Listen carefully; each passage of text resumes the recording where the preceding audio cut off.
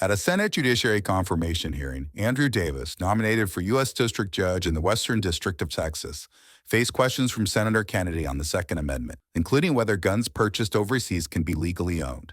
Watch the exchange right here. Since we have our ATF nominee in front of us today, I thought I'd ask you a little bit about our Second Amendment. I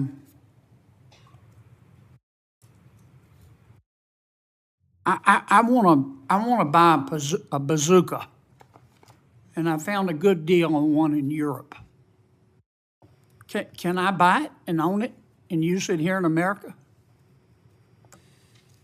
Senator, I believe that falls under prohibitions in the National Firearms Act, but let me speak more generally, because I think that's right, but let me speak more generally to the Second Amendment question, which I believe is what you're getting at.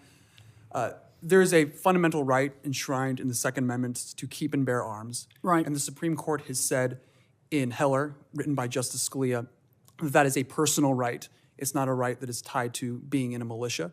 It is a personal right that includes for defense. The Supreme Court has since elaborated on that doctrine, including in Bruin and most recently in Rahimi. It is made clear the test for Second Amendment rights is whether the right falls within the text, history, and tradition of this country.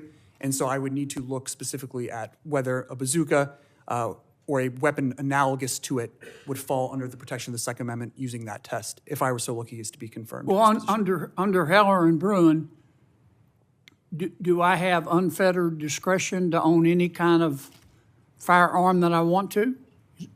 There are certain exceptions that are listed within the decision in Heller. And for example, machine guns fall under the National Firearms Act.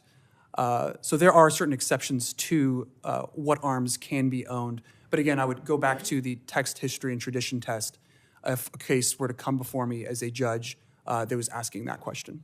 For more congressional news, stay tuned to Congress Clip.